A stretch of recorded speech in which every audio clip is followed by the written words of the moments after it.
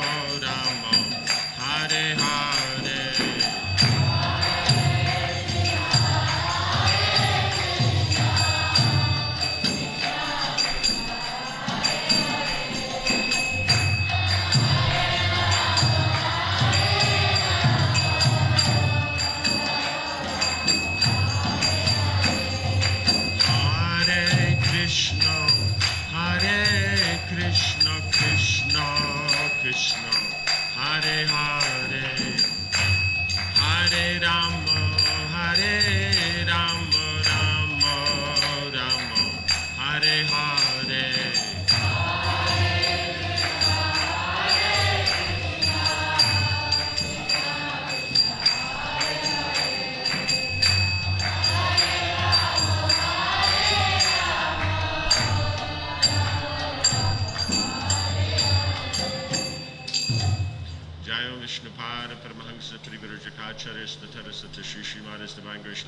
Bhaktividya Swami Maharaja, Srila Prabhupada ki, ISKCON founder Acharya Srila Prabhupada ki, Anantakoti Vaishnava Vrinda ki, Namacharya Srila Haridas Thakur ki, Prem Segaho Sri Krishna Chaitanya Prabhu Nityananda Shri Advaita Gadadhar Shivasadi Gaura Bhaktividya ki, Shri Shri Radha Krishna Go Gopakapina Shamakunda Radha Kundigadi Govardhana ki, Shri Vrindavan Dham ki, Shri Mayapur Dham ki, Ganga Mai ki, Jamuna Mai ki, Bhakti Devi ki, Tulasi Devi ki, Samaveta Bhaktivedanta ki, Jai Nitai Gaura Premanandi.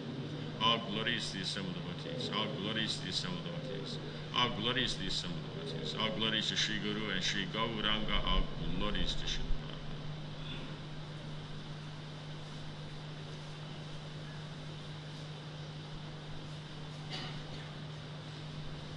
Om Namo Bhagavate Vasudevaya.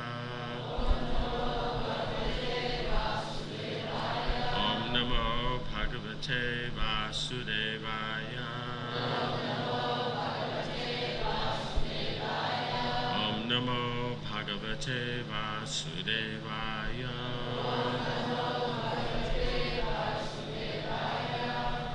Shri Sukha Uvacha.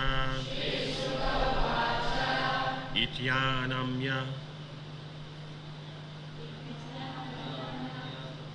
Tam Amantra Viduro Rajasa Vayam Svanam Vidrikshu Prayayao Yatinam Nirvitashaya Shri Sukha Uvacha Ityamam Yatam Ambrankhya Viduro Gajasabhyayam Svanam Didrikshuf Prayayao Yatinam Nirvitasya Shri Sukha Uvacha Yatyanam Yatam Mantraya Viduro Gajasahvayam Svanam Didikshuf Prayayao Yatinam Nirvitasya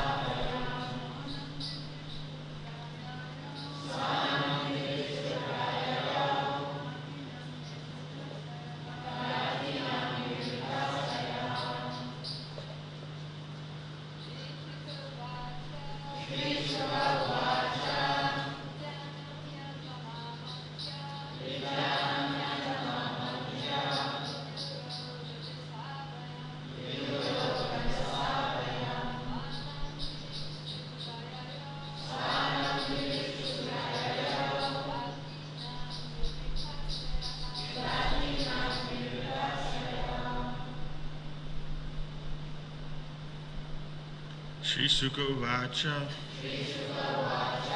Shri Sukadev Goswami said, Iti, thus, Anamya, offering obeisances, Tam, unto Maitreya, Amantreya, taking permission, Vidura, Vidura, Gajasahvayam, the city of Hastinapura, Svanam, own, Didirikshu, desiring to see, Prayayao, left that place, Gyatinam, of his kinsmen, Nirvrita, Ashaya, free from material desires. Text 29. Sri Vidura said, O great mystic, O greatest of all devotees, by your causeless mercy I have been shown the path of liberation from this world of darkness. By following this path, a person liberated from the material world can return home, back to Godhead. Purport. This material world is called Tama, dark, and the spiritual world is called light. The Vedas enjoin that everyone should try to get out of the darkness and go to the kingdom of light. Information of that kingdom of light can be attained through the mercy of a self-realized soul. One also has to get rid of all material desires. As soon as one frees himself from material desires and associates with a liberated person, the path back home, back to Godhead, is clear. Text 30. Sukadeva Goswami continued. Vidura thus offered obeisances unto the great Sage Maitreya, and taking his permission, started for the city of Hastinapura to see his own kinsman, although he had no material desires. Purport. When a saintly person wants to see his kinsman, he has no material desire to see them. He simply wants to give them some instructions so that they can benefit. Vidura belonged to the royal family of the Kauravas, and although he knew that all the family members were destroyed at the Battle of Kurukshetra, he nonetheless wanted to see his elder brother, Dhritarashtra, to see if he could deliver Dhritarashtra from the clutches of Maya. When a great saintly person like Vidura sees his relatives, he desires only to deliver them from the clutches of Maya. Vidura thus offered his respectful obeisances to his spiritual master and departed for the city of Hastinapur, the kingdom of the Kauravas. Text 31. O king, those who hear these topics about kings, who are completely surrendered to the Supreme Personality of Godhead, obtain without difficulty a long life, wealth, good reputation, good fortune, and ultimately the opportunity to return home back to Godhead. Thus end the Bhaktivedanta purports of the 4th canto, 31st chapter of the Srimad Bhagavatam, entitled Narada Instructs the Pracetas. End of the 4th canto.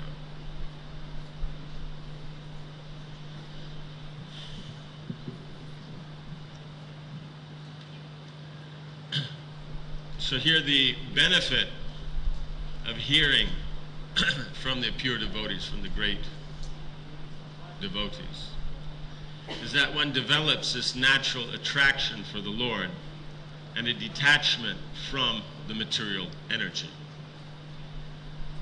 This is what one is trying to do. We are in the material world because of our attraction to it. So if we become attracted to the Lord, we give up the attraction for the material world. So this can only come by the grace of the devotees. There's no other process. The processes of karma, jnana, great knowledge, great austerities, all these cannot give one an understanding of the Supreme Lord, because the Lord is beyond this. He is the source of energy, right? So that means he's the source of knowledge. So simply through knowledge you cannot know the Lord. Right? It means you can know something by studying something, the bigger picture, than what the smaller elements. But you can't, how you say, the knowledge itself coming from the Lord, it's not going to, how you say, explain the Lord himself unless it is by the grace of the devotees. Because they are knowing the Lord as a person. Because when you are learning knowledge about the Lord, generally speaking, we're hearing about his greatness, what he does, what he performs in this world. But the pastimes of the Lord are beyond this. And you can hear about the exact detail of a pastime. Krishna went here, he went there, he said this, he said that. But the pastime is not as much these elements as they are the mood that these elements are able to present this mood through. Right? The pastime itself is a medium for the exchange of rasa between the Lord and the devotees. So that experience is not something you can describe with words. Right? Does this make sense? Right? Now, in this world, people are doing things because of the experience they'll gain from it. right? You know, someone goes out, they take their car, they get a new fancy car, they go out on the highway, open road, and, you know, somehow now they're on the Autobahn by some freakish chance of freaks of fate. There is no construction going on, right? That's why I always thought it was really impressive about the Autobahn in Germany, right? Because you always hear about it. You could go unlimited speed, whatever you want. But at any one time, from top to bottom, there's at least 5 major constructions going on. So therefore, you always end up going at some slow pace, like that. Whatever. So you're out on the road. It's going nice. You go very, very fast. Now, you can describe the car, the details of the car, in so many aspects, the road, what kind of road, what you were doing, but you can't express the feeling that you get from driving on the road. What are the words? You can throw out a few words that give you an idea, but it can't exactly express. That's the point. So rasa cannot be understood, and the pastime means rasa. So you can discuss facts about the spiritual world, but understanding them, that you won't do unless you get the mercy of the pure devotee. Like that. Because the spiritual world is more than just facts, how big it is. Okay, we know Goloka is 51% of the spiritual world, which is 3/4 of the cosmic manifestation. So we can get these facts, you know. But the point is it's the rasa, it's the taste, it's the attraction to Krishna that's important. So that's what we see is happening here. You know, he says, he then fixed the Supreme Lord in his heart. So fixing, you're not going to fix the Lord just by your thought, by your meditation, because he's independent. So the only way to fix the Lord in the heart is that he's attracted by one's devotion. That will catch the Lord. Nothing else will catch the Lord. Right? So one begins, but one notices, one occasionally thinks. Right? Sometimes it may be a little bit more, but then it kind of goes away. Why? Because that volume of affection or a volume of attraction to the Lord is not so great that you can keep the Lord there. Right? Now, if we say that one of the forms of the deity is the mind, that means thinking of Krishna, the bona fide form, is directly Krishna. So being directly Krishna, that means he follows the rules of Krishna, not the rules of your intelligence and mind. It's not because I think of him, therefore he has to be there. He's only there if there's a value for him to be there. So if you have that devotion, he's there. And when we're thinking of other things, other material desires and that, he's not there. So that's the idea, is that by hearing about these great kings, right, it says, who are completely surrendered to the Supreme Personality of Godhead, then all the material benefits are there and all the spiritual benefits are there. So how does this work? Because one has to be freed from all material attachment. So the point is they're able to see everything in connection with the Lord, right? From this knowledge that they're hearing. Here the Pracetas are hearing from Narada Muni. Their father is hearing from Narada Muni. So they're able to see whatever they're doing in connection with the Lord. But that takes knowledge. It's not just a whimsical thing. I can't just say, yes, of course it's connected to the Lord. I'm a devotee, so it's connected. No, you have to actually connect it. Like I can sit there all day and say, yes, my toaster is connected. But unless I actually take the plug and plug it into the wall, it's not connected. I can say whatever I want. Go on, knock yourself out. But the point is until you actually do it. So that's why this is important. With these kings, they're doing it. Right? Why kings? Why not? We would say, no, but why aren't we hearing about the Brahmins for this?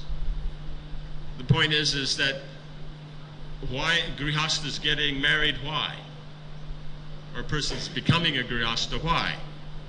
Particular emotional interaction, particular facilities, particular family interactions, position in society, influence, right? All these things are there.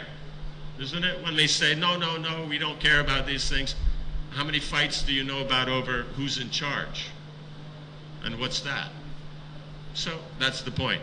Now, who is now, of all the Varnas, who is the most in charge? Right? The kings. Who's got the most money? The kings. Who's got the most social prestige? The kings. Who's got the most facilities? The kings.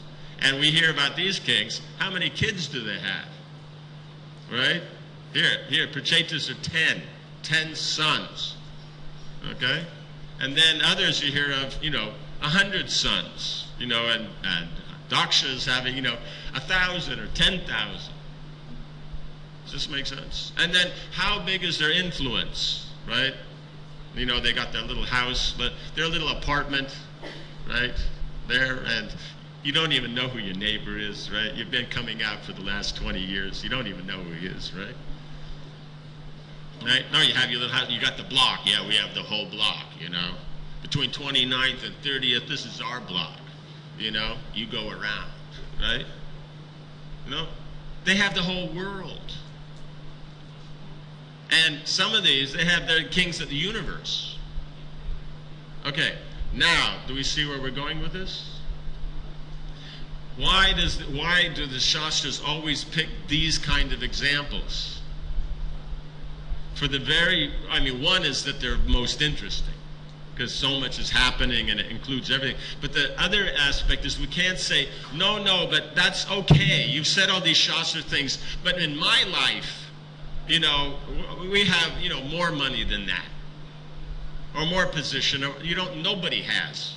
You can't claim you have more kids, more position, more power, more influence, more money, more at risk than these people. And they're seeing all this in connection with Krishna consciousness. That's why the example. Right? Then we can be confident, yes, now if they can do it, right, you have the whole world to manage. Surely I can get by, I just have my house to manage here. Right? Does that make sense? So now, in doing this, they're able to use this knowledge to see everything in connection to the Lord. Because whatever's going on, power, wealth, influence, these are energies. So the point is energy is coming from the energetic. That means it has a direct connection. So how to see it in connection with the Lord, then that's what these great personalities are doing. Right? So they're setting the perfect example. So Vidura, in his position, coming from a royal family, then is able to appreciate. And from that, he's detached from everything. And so then it's mentioned here that the devotee may have an interest dealing with the family, but that's just so that they get benefit. Right? He's not worrying about other things.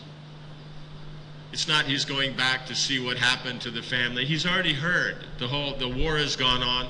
The whole family's been destroyed. Right? So he wants to go back and see, if he can do something, save Dhritarashtra. Because up to now, Dhritarashtra, though a nice guy, he hasn't really been listening to Vidura very seriously. Or he'll listen, but as soon as his son Duryodhana comes along, he forgets everything. Right? But now Duryodhana is gone, so that leaves only Vidura. So now Vidura comes, now he can get the benefit. So then from this is now, if we're distracted by something in the material world, then we're thinking about the energy, right? And why is it called the material world? Because it's the Lord's energy without the Lord. As soon as you add the Lord with the energy, that's the spiritual world. That's Yogamaya. Right? When you see the Lord's energy without Krishna, then it's external energy. Right? Sita Devi is standing there. Ram is seeing his wife, the internal potency. And Ravana is seeing Maya. What's the difference? Ram is seeing Sita in relationship to himself, right? And Ravana is seeing Sita without relationship with Ram. That makes sense? Same person standing there in one place. So it's simply that much, is that you see all the things within the world in connection with the Lord. You're not dealing with anything mundane. It may still be temporary, but not mundane. You won't get a mundane result. So then one can get all these benefits. Long life, wealth, good reputation, good fortune. All that can come. But you have to see it in connection with the Lord. Because the point is energy expands, is prosperous if it's connected to the source. As soon as it's not connected to the source, it goes away. You unplug the machine, the electricity's gone. You plug it back in, it works. So all the facilities that anyone's looking for in the material world, it's only there because it's connection to the Lord. That's all. There isn't something else. It's not just because I think so. Right? You can think so many things. You wake up in the morning, yes, I am a successful person. I am a billionaire. I am in Forbes magazine. You can think anything you want, but it doesn't happen unless the proper effort is made. And that proper effort means that you're following the direction of the Lord, right? It's the Lord's energy. You want any benefit, you have to please the Lord. Pleasing the Lord, then you get the benefit. So if anybody in this world has anything, that's because they've, in previous lifetimes, they've done the proper activity. And now they're just using it. Does that make sense? Just like, let's say, the father, he worked very hard, right? He had a hard life, you know, at a young age, you know, he was on his own. And he worked very hard. He made himself into a very big, you know, international industrialist. He has tons of money. And he's very careful about, you know, maintaining it. And then he has a son. Okay? Now the son, naturally in the family, he has money. Okay? But just looking at directly the example, has the kid done anything? No, the father's done. So the father, by proper endeavor, has generated the money. The son just happens to be there. Right? Now, if the son follows in the example of the father and follows the same process, then he can maintain it, generate more money. But if not, we see sometimes they just spend the money. Right?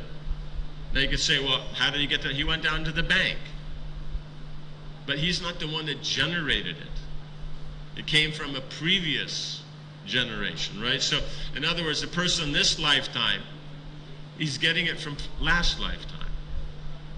Because there is no such thing, we should put it out of our mind, that there's such a thing as a directly non-Vedic material endeavor that you can do to get anything. It's God's creation. Even the Western world belongs to God. It runs on the same principles of laws of nature. You know what I'm saying? If you're doing Vedic business or you're doing non-Vedic business, what principles is it based on? Something different? Same principles, right? You understand? Material world's a material world. It's made by God. So that means if someone is getting some benefit, they're following the law that Krishna dictates. That's how you're going to get money. Does that make sense? Okay, now you can do that, but then it's very difficult. Why? Because you're trying to get something without recognizing the source. Right? If you deal just with the mechanics, it's much more difficult than if you understand the principle. Someone who knows the principles of cooking, it's very easy to cook. Someone who's sitting there with a recipe and trying to cook, it's very difficult. It ends up at the end. So that's why it says here, very easily, without difficulty, they get all these things to devote, because they see the source in Krishna. They see naturally how to use it properly in the service of Krishna. And the point is not to be pious, the point is to be devotional. So when the person engages the Lord's energy in the Lord's service, then very easily everything prospers, everything like that. But this is the catch. the devotee doesn't really worry about that. He's doing these things because this is his duty. This is what he's supposed to do. So he does all these things very nicely. From doing them very nicely, then he gets all the material benefits because mechanically you did the thing. Does that make sense? You put potatoes in the water, on the fire, and leave them boiling for 20 minutes. You have soft potatoes. Now if you do the same thing, thinking that you're cooking this for Krishna, you'll get soft potatoes. Right? Does that make sense? The point is you followed the proper method of boiling potatoes. Now if you just put the potatoes in the pot, don't put them on the fire, but you think, oh, this is for Krishna, it's not going to happen. Right? Mechanics have to be followed. Right? But when you're cooking for somebody, doing something for somebody, it's always easier than when you're just mechanically doing them. And then if you're doing it for Krishna, then that gives the ultimate benefit. Right? So now Vidura has heard about all these kings, and from this then he's gotten the, how do you say, yes, the descendants of Uttanapada have now been described, and then next Narada Muni will go into describing the descendants of Uttanapada's brother, right? The other son of Swayambhuva Manu, right? And so that would be the next story. So in this, then he told this through this, as the stories were told by Vidura to, Maitreya to Vidura, because then that gives very, very, it's well told. In other words, you have someone telling the story very nicely, you just retell it like they did. Why? You don't have to invent something. So wherever the story is best told, then that part is taken between those personalities, right? The main you always hear is Sukadev speaking to Parikshit Maharaj. But then he'll tell the stories according to where it was told the best, the most complete or the most specific for the question that was asked. And so now we've finished with this section, and this finishes the fourth canto. Any questions on this? Yes. Just.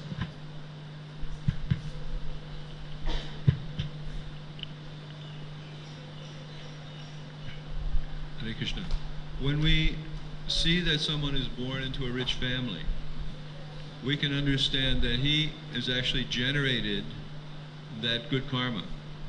Yes, but in last life. In the last life, yes. So, how is it that those persons who are practicing karma kanda don't, they've had that experience of generating a good position, whether they come from nothing or they're born into it? How is it that those persons don't realize that the perpetuation, of their sacrifices and so forth, considering if the son becomes a wastrel, yes, he just throws away the money. It happens so often. So how is it that that person doesn't realize that he came to this position through sacrifice and that he should continue to perform sacrifice? Yeah. Well, basically it means you have the element of ignorance. The living entity in the material world thinks I'm the controller and enjoyer. So you have that underlying illusion that just on my own, whatever I want, I'm independent, and therefore whatever I feel will happen. So that's one thing that gets in the way. You have then the aspect of the practical that people know if I really want something, I have to work. Results only come from work, right? Knowledge has to be applied. Then you get results, right? So that combination of knowledge and effort, then you get results. It's not simply the feeling, right? It means when you see the field and you see opportunities, then you become inspired. But that inspiration has to turn into actually a need and then a focus on the process to get that need. Those are your successful people. Those who just are inspired but don't actually act, then they don't actually gain anything. And then if they're people are in more illusion, they're not even worried about inspiration, they just do whatever they feel like. Then they'll lose. So, because of the false ego, I think naturally I'm the controller and enjoyer, and the controller and enjoyer being God, you're the source of everything.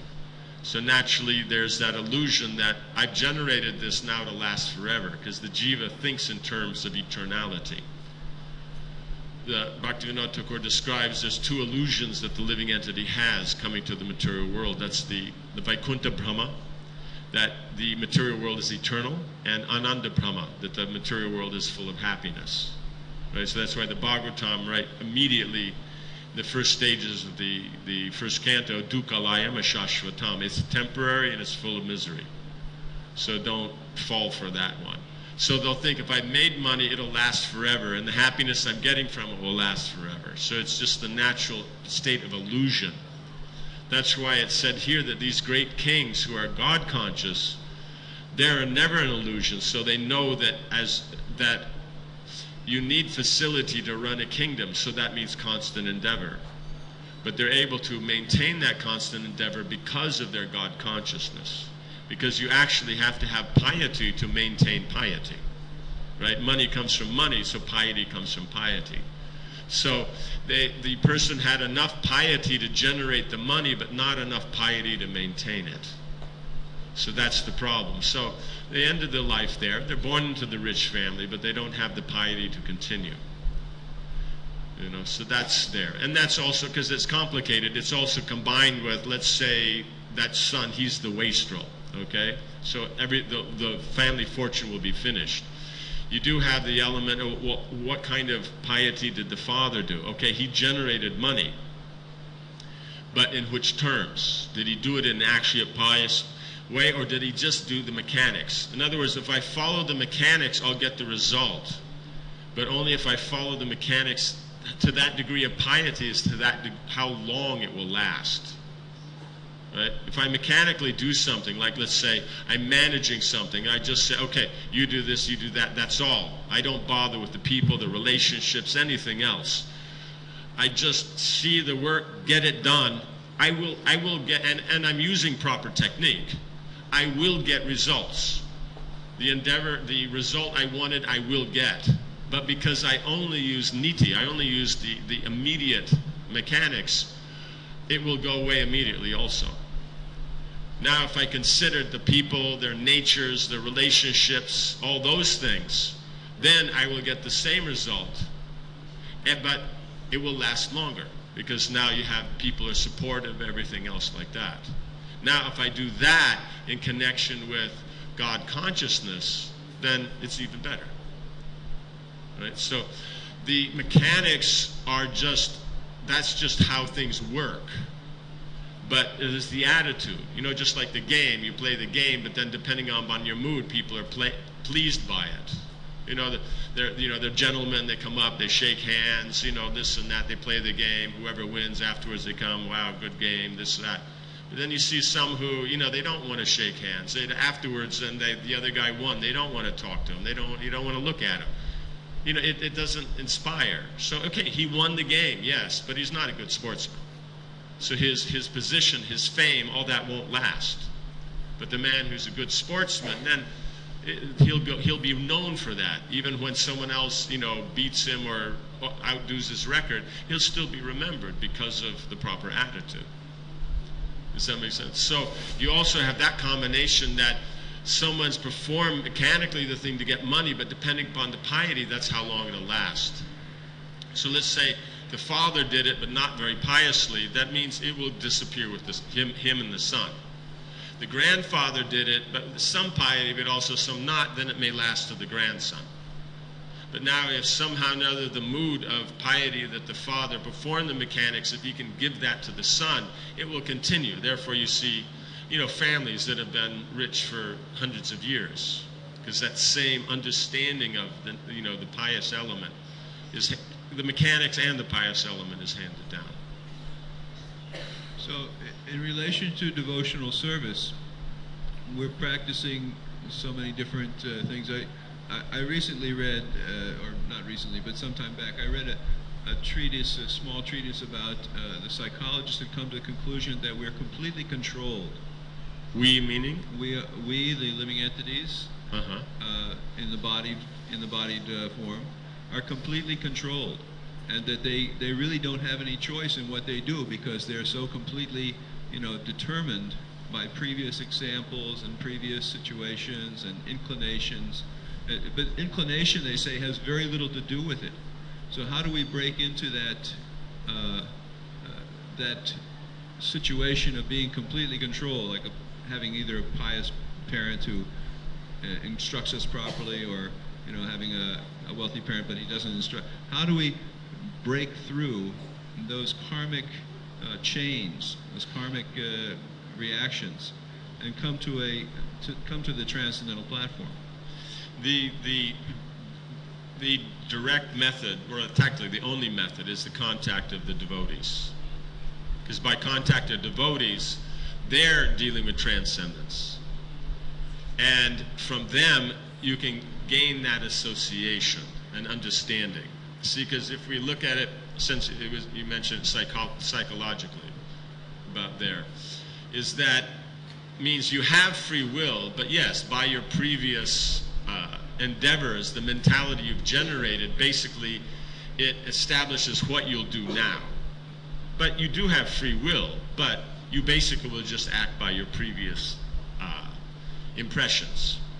So that means, because now you've identified with those impressions, right? So in the psychological process, then information comes in from the senses, and the mind, based on the previous samskars or previous impressions, chooses which of those information from the mind coming in it will choose to work with.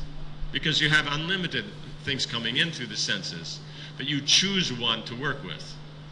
So that's based on your previous samskar, your previous impressions, like which ones you're inspired by, right? And then you're going to analyze it and see what you can do with it. And then, so that's the intellectual aspect. So you have the mental aspect, intellectual. But the final decision on which one you'll pick by the mind depends on your identity, your ego. So then you identify in a certain way, you'll do. Just like, let's say someone has the knowledge smoking's bad, but if he identifies, I'm a smoker, he'll still smoke. Right? But as soon as he stops identifying as a smoker, he can change that. So it's the identity that makes your final decision. So that's why I was saying it's only in the association of devotees. If we're talking, because you said efficient, means you can, by slowly having this over thousands of lifetimes, start to change it. That's the slow path. But the quick path means you meet devotees, so the impressions that they have are in devotional service, so you start to see there's a different perspective. And their identity is, I'm servant of Krishna. So then that final stage of identity, of choice, is changed also. So that's the quickest way to change it. So now, by that association, by that endeavor, you build up that devotional piety. So based on devotional piety, then you start to choose better what aspects of the senses to work with. And by that identity, the more and more you're fixed as, I'm a devotee of Krishna, then the more you will choose which one it will actually be able to be applied nicely as a servant of Krishna. Does that make sense? Yes, thank you. Okay. Yes. Pankaj. It is said that the conditioned souls here, we're trying to serve Krishna, but so many material desires on earth as are there, and we can serve Krishna mechanically, but to actually serve Krishna with feeling, you have to give up material desires. But then again, it said that unless you get a higher taste of Krishna's mercy, you can't give up material desires. So catch 22. Yes. Then again, comes back to the association of devotees, because the devotee who's in a more advanced position, they have that taste, or a higher taste than what we are having. And they're performing the activity and getting the results of that. Therefore, performing devotional service with them, that's what's important. That's why Rupa Goswami suggests you always seek out those more advanced, because then that whole understanding of that, they have that taste, you can see it. You may not be able to taste it yourself, but you can appreciate it's there, because why would we have faith in material desire and maintain that unless we don't have so much faith in the spiritual, right? In theory we do, but in practice it takes time. So that's why the association is important, because then you see they have that taste, they're getting that result, and no matter what happens externally, that taste doesn't become changed. So that's the point of association of devotees. When you say it like that, it's about who's going to give the benefit. It's not a matter of equity and stuff like that. It's a matter of who's going to give that benefit, right? So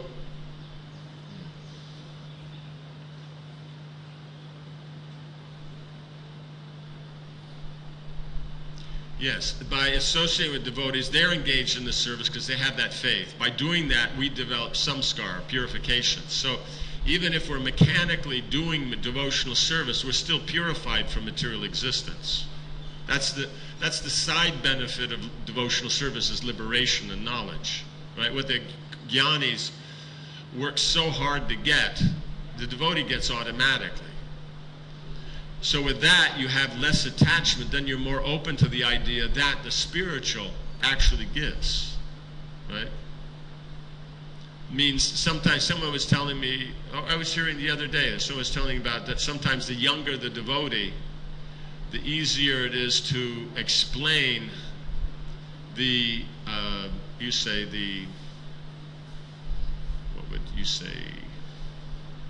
the idealistic aspects of Krishna consciousness. Because the younger they are, tend to be more and have that more romantic concept that you can be happy, you can make endeavors, you can be happy, you can get results. And the older they get, the material world makes you understand this isn't going to work, right? So they still have that. So when you explain it in Krishna consciousness, then they'll apply it into Krishna consciousness, right? And as long as they have the proper understanding of the field of activities and how to connect it to Krishna and everything, then basically they won't be disrupted or disappointed, right? So if it goes nice, great, and if it doesn't, then they can have the proper understanding. But if we lose that romantic aspect of the material world, that's good on its own, in that you don't have the idea, I'll be happy here, but the problem is the principle of that romantic element sometimes is lacking in spiritual. The devotee does not actually have faith, I'll be happy on the spiritual platform, because their idea is that you can't be happy, right? That's the result, that's the impersonal. Right? It means the optimist, yes, I'll do material activities, I'll be happy. Pessimist, I'll do material activities, they don't make you happy. So the tendency is towards, the impersonal. So, but by association of devotees, you see, they're happy. And so therefore, I can also be happy, because they're soul, I'm soul, so therefore it's available. And so by that association, even one has lost that idealistic inspiration, it can be regenerated, because it's the natural position of the soul. Does that make sense? So that's why association is, everything's actually about association. The Bhagavatam is describing the relationship between the Lord and the devotees. The same knowledge is given in Gita. There's not any less knowledge given in Gita. But it's basically the mechanics are pointed out. So that's why it's the ABCs. The real application is in relationship to devotees. That's why Bhagavatam is the, right? And then as a further study of Bhagavatam, then Chaitanya Charitamrita, we see how to apply it within our Gaudiya perspective. Like that. So it's always the association of the devotees that's important. Is that okay? Yes? Okay. Yes.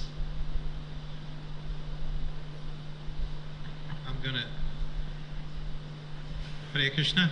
Hare Krishna. It's on? Yes, you're on the air. Your class turned us on. Okay.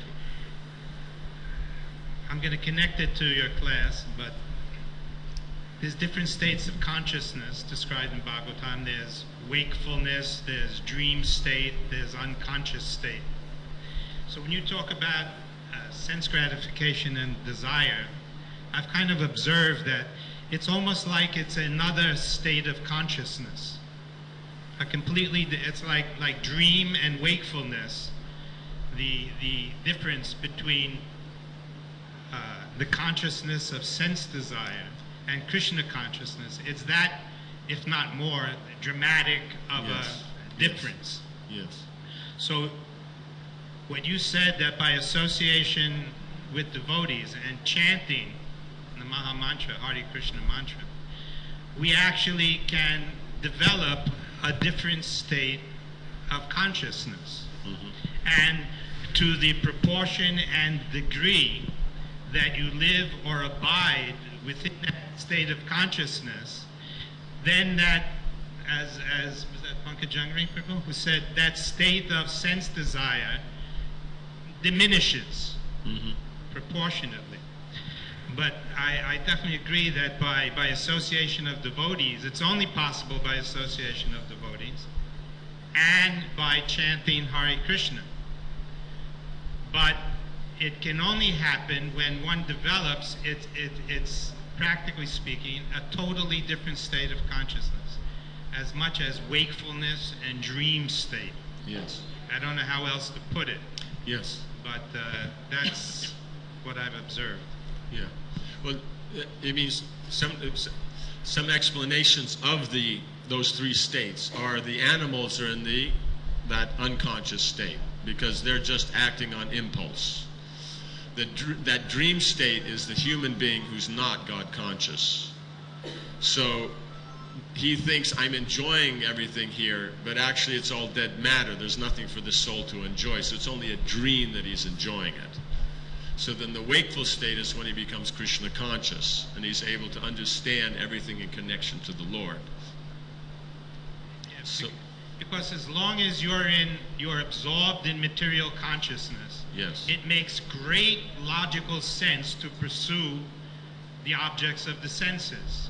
Yes. For your satisfaction. It's perfectly, it's, I would say, a correct use of intelligence, a correct use of energy for someone who thinks in terms of material consciousness. Yes. It makes great sense.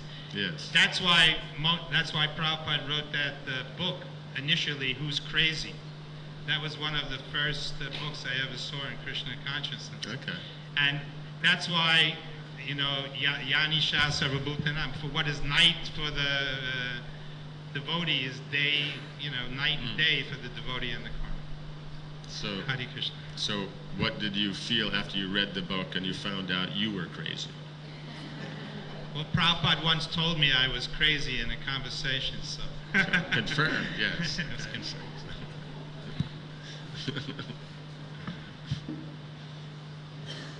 Yes. I think we had a question over here. Yeah, just one. This side here.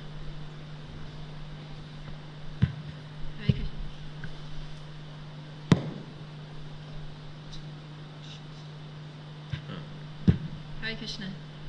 Hare Krishna. I was thinking of a few things in relation to what you said. That, for instance, Queen Kunti says that one cannot, like I think Pankajangri said this similar thing, that one cannot approach the Lord with sincere feeling unless he's, a kinchana gochara, free from any material things. And another thing is that we know that when Krishna really wants to bestow his mercy on a person, he takes everything away, as he did in the example of Srila Prabhupada's life. Then we also know from Srimad Bhagavatam that Srila Prabhupada explains that things like wealth, beauty, high education, fame, prestige, all these things are actually disqualifications for devotional service, right? So then my question is, why is it that Krishna awards pious activity with wealth, beauty, all these things if they're disqualifications? And actually, if in order to attain really the higher stage, we need to lose all these things. Okay. So when you say pious activity, you mean material pious activity? When you say why does Krishna like award? following Vedic, varnashram sort of. Yeah. So I'm saying material pious activity. Yeah. Okay. So the point is why would he give material facility for pious work? Now, if you look at it, the material world is a reflection of the spiritual world, right? Right. So now, because this is the world of desire, so the spiritual is reflected onto that. Just like you have the real tree, and then you have the tree in the water. So since you're not going to deal with the real tree properly, you're given the tree in the water to play with. So you can say, oh, there's a tree, there's fruits, flowers, I can do what I want with them, right? But you can't really get anything from it, right?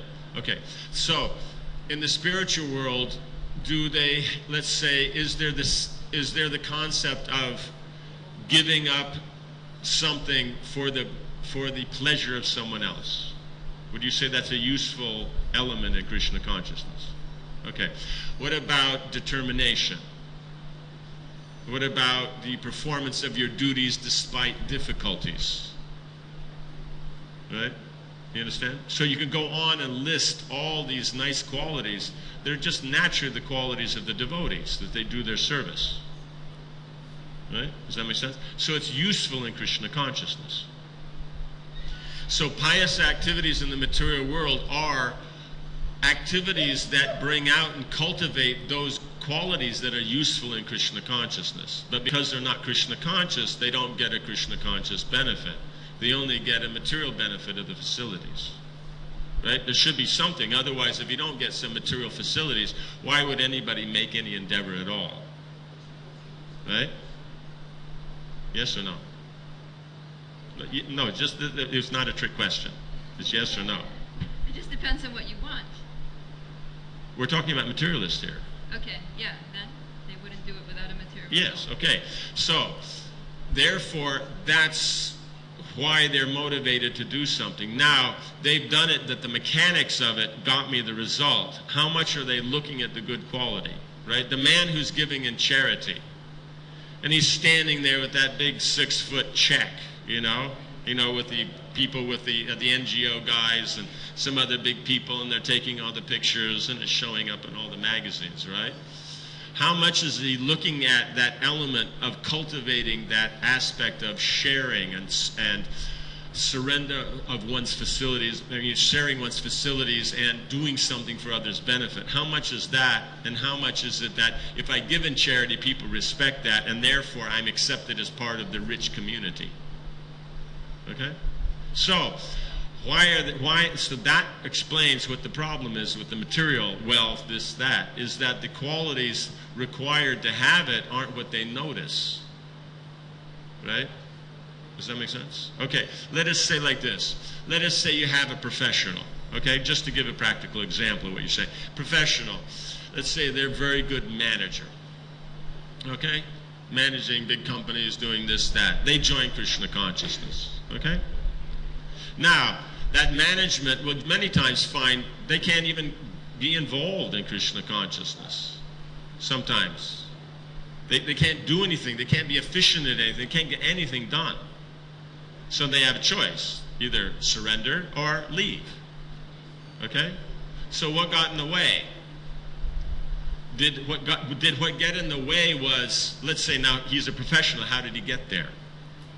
Long years of study, determination, knowledge, focus, doing things on time in the proper way, in the proper attitude, right? He didn't become in that position by not having these qualities. But when he walks into the door of the temple and he sees things going on and devotees aren't managing things so well, what is he thinking? I'm a manager. I have all this knowledge, all this skill. That's not what works in Krishna consciousness. It's the principle. You understand? Because the principle is Krishna. Right? Let's say that determination. Just take one of the qualities in his management. Determination. That's Krishna. Now the form that determination takes, that's the knowledge and skill. That's his internal potency. So what's the problem with the jiva in the material world? He's focused on Krishna, or he's focused on Krishna's energy? Right? Yeah, that's the problem. So therefore, he's coming to the temple, but he thinks this energy is mine. So that's not a Krishna conscious attitude. That's why he can't get anything done. But if he comes in the temple and sees, oh, devotees and this, it's a religious process, something, and he's humble, and he's focused, and all those qualities that he would use in his management, then you'll see he'll be very successful. You understand? So you have to know what is the obstacle in wealth. It's not that the money itself, it's not that those little faces there, that they have some voodoo on them and that. And whenever you look at them and then they do the vibe, and then you become bewildered, right? And that's not the green color or something. Rubs off on your fingers, and green is envy, and so it goes into your bloodstream. It's not like that, right? It's that the attitude that you have. Does that make sense? Like Krishna is called Saguna, with qualities. But the same Vedas and Upanishads identify him as Nirguna. But what does that Nirguna mean? He has no qualities? It means he has no material qualities. Right? So in other words, if you have those qualities in connection with Krishna, they're spiritual. You don't have them in connection with Krishna, and they're material. So because we identify with the external, therefore a lot of practice and sadhana is with the external until such time as we don't see like that. Therefore you have in this story of Bali Maharaj that Vamanadev there is explaining that, well actually he gets Bali Maharaj to explain it, that when God shows his mercy, he takes everything away, but if the devotee is even more advanced, he gives everything. Like Prabhupada mentioned, he had a palace, 108 palaces in every country of the world. So where did he have more wealth? Right? Sitting in Calcutta or sitting in Allahabad, or in the mission of Krishna consciousness. You understand? Let me just summarize to see if I understood what you said. So that when a materialist performs pious activities, he gets wealth and all those other things that could be disqualifications. But because at the same time, even maybe despite himself, he gets all the good qualities and correct pious attitudes that lend towards devotional service, so that those things may not become disqualifications, because he understands how they can be used on a higher level. Right. Yes. That's why the Bhagavatam gets into such fine mechanics and discrimination between what's material and what's spiritual. When we say, why is it so technical? But it's so technical because otherwise in your own life you don't understand. You walk in the door and you have that little table sitting next to the door. Is that table spiritual or material? It all depends how you see it. On that table there's a little bowl, and in there there's the keys. Why is it there? It can be material, it can be spiritual. It's only how you see it. So that's why the Bhagavatam shows all these things and how the devotees, different devotees in different situations, we're seeing everything in connection to Krishna. Does that make sense? So that's the whole point, is that mechanics are the same. You want to be successful, the mechanics are the same. The mechanics start in the spiritual world. Mother Jashoda takes a pot, puts it on the fire, puts ghee inside, spices, and puts vegetables in, and stirs them around with a spoon. And when they're soft, she takes it off. That's where the mechanics come from. So the mechanics here are the same. The difference is she's Krishna conscious when she does it, and people here, your 3-star chef, he's not Krishna conscious. He knows the mechanics, but he's not Krishna conscious. Right? So that's why you have the element that it's the Krishna consciousness more important. It's not the mechanics, but it doesn't mean we don't use the mechanics. Right? It's because we're so conditioned by karma and jnana, it's got to be one or the other. It's either we don't care for the mechanics, so it doesn't matter that if we cook nice or not, it's just Bob, go in there, do anything you want, throw it on the walls, just like that, just as long as afterwards you offer to Krishna with Bob, like that. But that's the sahaja, right? It's a form of Buddhism that you reject rituals and you reject knowledge, and you just do whatever you feel like. Right? So, it's that you use the mechanics for Krishna. That's why there is the correction in both your skill and knowledge and in your attitude. But of the two, the attitude is primary. and the skill and knowledge is secondary. So if you have good skill and knowledge but not the right attitude, it's still wrong for Krishna. Right? Technically it's correct, but it's wrong. But if you have the right attitude, even if you're not a great cook, it's right. But it's not that the cook shouldn't endeavor to become as good as they can. Does that make sense? The best thing is that a devotee should also perform pious activities, should also act piously. No, you're only offering pious activities in devotional service. Are you offering something else? You're not offering impious activities. You're offering pious activities. So that's why pious activities are there. They're meant to be engaged in Krishna service. Right? It just means you're giving to the some poor kids, but most important element of charity is to give to the Brahmins, right? And of the Brahmins, the best Brahmin is devotees. So your charity should be directed at devotees, and then naturally, if there's poor people, you take care of them too. Does that make sense? So whatever is pious in the world, it's supposed to be directed at the Lord and the devotees. The materialists use the same thing because that's the mechanics of how you are prosperous. They want to be prosperous. They use it illegally. But that they've acknowledged, the Shastra, they get more benefit. If they don't know the Shastra, they just know the mechanics, they get benefit for that also. It's the laws of nature. You're willing to follow the laws of nature, you get benefit for it. You're rewarded. You get more if you understand the Shastra connection. You get more if you understand the Krishna conscious connection. But if you're looking for wealth for yourself, then that's material. Then again, you lose. So it's all about mentality. For Krishna, it's about mentality because he is skill. He is knowledge. It's not that he has skill and he is skill. He is knowledge. So for him, what's interesting is the devotion of the devotees.